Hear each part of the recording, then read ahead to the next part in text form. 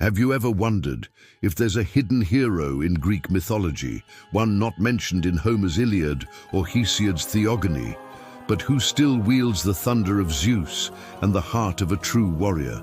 Meet Heron, a powerful and mysterious figure brought to life in Blood of Zeus, a Netflix animated series that took myth fans by storm. His name may not echo through ancient temples or marble inscriptions, but his story has gripped millions, blending divine power, family betrayal, and epic battles. But here's the big question. Is Heron real in Greek mythology, or is he a modern invention disguised in ancient robes? Let's begin with the origins of Heron, because that's where myth and invention start to blur. In Blood of Zeus, Heron is born to a mortal woman named Electra, who catches the eye of Zeus, the king of the gods. This follows a long-standing theme in Greek mythology, gods mingling with mortals and producing powerful offspring. Think about Hercules, son of Zeus and Alcmene, or Perseus, born to Danae after Zeus came to her in the form of golden rain. Even Helen of Troy, whose beauty launched 1,000 ships, was a daughter of Zeus and the mortal Leda. These stories follow a pattern. Zeus sees a beautiful mortal, disguises himself, often using divine trickery, and fathers a child with a destiny. Heron fits perfectly into this mythological pattern. In the show, Zeus takes the form of Electra's husband to approach her without suspicion, a move that mirrors how he seduced Alcmene by mimicking her husband Amphitryon.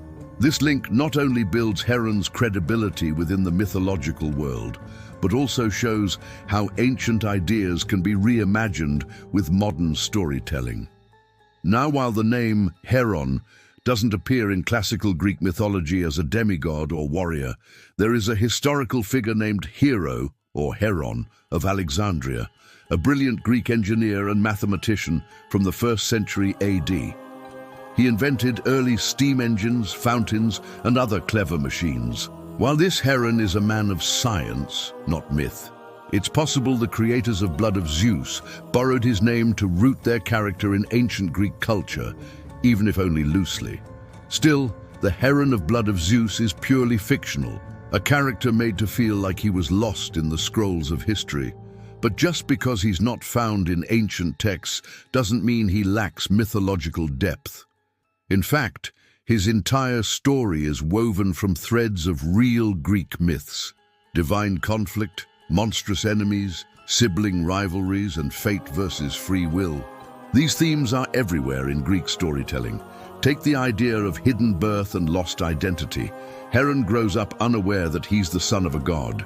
He lives among commoners, believing himself to be ordinary while facing ridicule and hardship.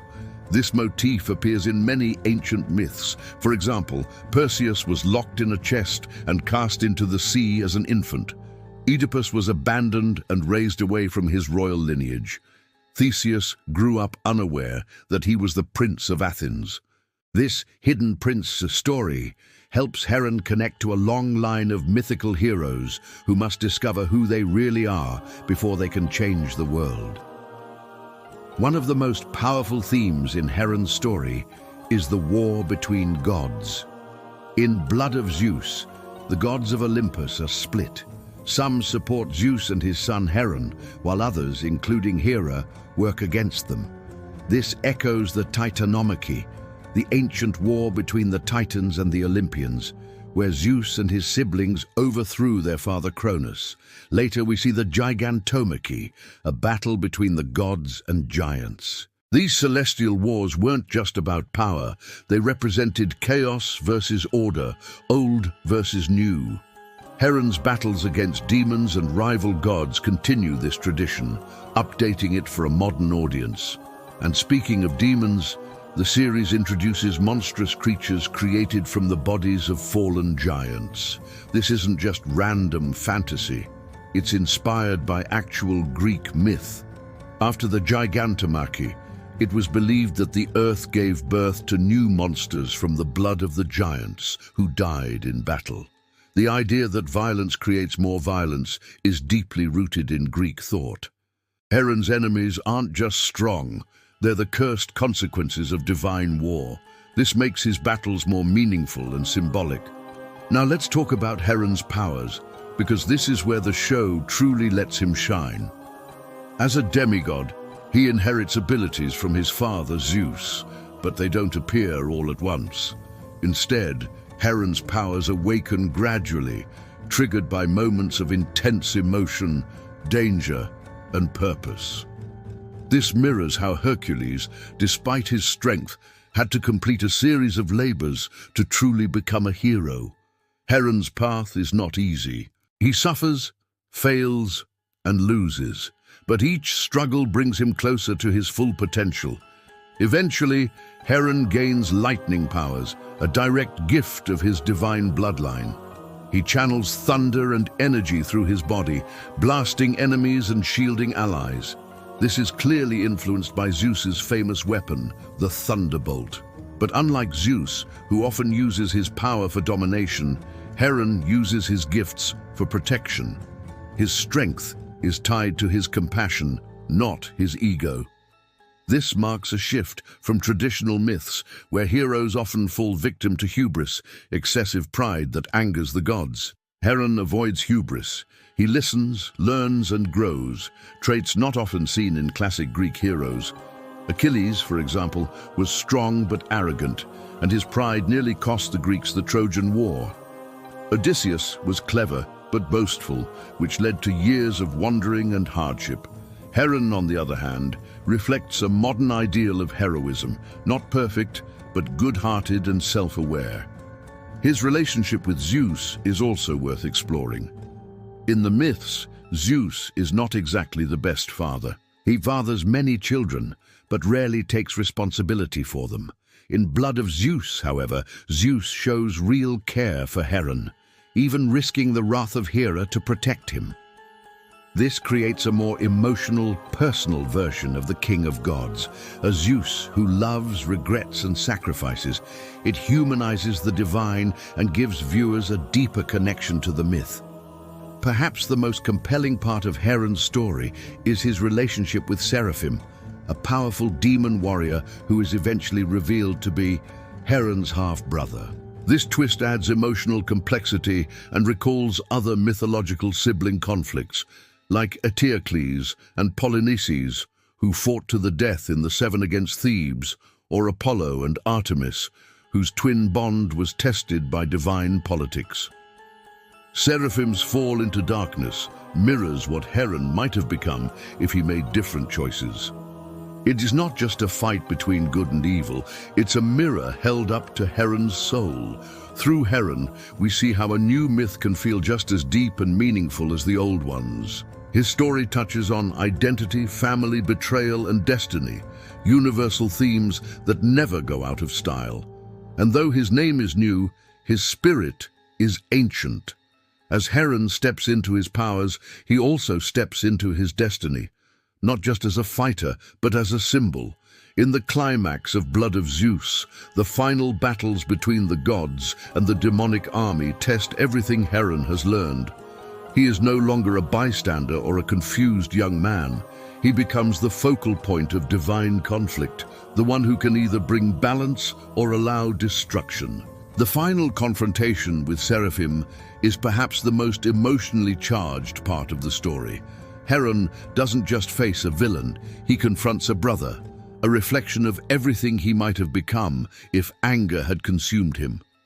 Seraphim, twisted by pain and abandonment, lashes out not only at Heron, but at the gods who rejected him. In a tragic twist, he was also a son of Electra, stolen and corrupted. Their battle isn't just about strength, it's about choices, pain, and healing. Heron's victory isn't about brute force. It's about mercy, about recognizing that power alone isn't what makes a hero. It's how you use it. He chooses to stop the cycle of hatred. That moment gives the story a modern message. Strength is nothing without empathy. This theme echoes ancient myths, yet brings a more contemporary lens. Ancient Greek heroes often killed without question. Heron challenges that idea. He asks, can we break from fate? Can we choose a better path? After the battle, Heron finds himself both praised and burdened. The gods have been weakened. Hera is gone. Zeus dies not in battle but through sacrifice, a rare act of love and responsibility in his long mythological history. His death passes a divine torch to Heron. The gods no longer reign as distant rulers. They are fallible, emotional, and fractured, and in their place stands Heron, a bridge between divine and mortal, a new kind of champion. In the world of Greek mythology, legacy is everything. The ancient stories were about leaving a mark through fame, glory, or family. Heron's legacy is different. He doesn't aim to conquer or to dominate. Instead, his story speaks to finding peace in conflict, humanity in power, and wisdom in loss. These values make Heron a hero for a new generation. But beyond blood of Zeus, Heron's impact reveals something important about modern myth-making. Greek mythology is not frozen in marble. It grows, evolves, and adapts. Heron may not come from the pages of Homer or the fragments of Pindar, but he is no less meaningful. He shows us that mythology is alive, that we can tell new stories using the language of the old. Heron represents the possibility of mythical evolution. In ancient Greece, storytellers would gather around fires or in theaters to reshape tales, add characters, or blend local legends with famous epics. In many ways, Netflix's Blood of Zeus does the same. It borrows familiar gods and monsters, but introduces fresh faces and untold emotions. Heron may be new, but he feels old. And that's the magic. His story also introduces younger audiences to mythology. Through action-packed animation and emotional storytelling, viewers are invited into the world of gods and monsters, perhaps for the first time. And from there, many are inspired to dig deeper into real myths, discovering the rich tapestry of Greek culture, religion, and storytelling. What's next for Heron? As Blood of Zeus continues, Heron's path may become even more legendary. Perhaps he will rise to take Zeus's place as the king of Olympus. Or maybe he'll remain a guardian between worlds, like Prometheus, who gave fire to mankind. Whatever path he walks, his legacy will be one of rebirth, for myths, for heroes, and for how we tell stories. So, who is Heron in Greek mythology? Technically, he's not from the old scrolls or marble temples, but spiritually, he is part of the mythic tradition. His origin mirrors Perseus, his trials echo Hercules, his morals reflect the lessons of Orpheus and Odysseus, and his future, that's still being written by us, by modern storytellers, and by everyone who dares to imagine new legends. Heron teaches us that myth is not just about the past, it's about what we need today. Courage in the face of fear, kindness in a world of cruelty, the strength to challenge the old, and the wisdom to create something new. That's what makes him timeless.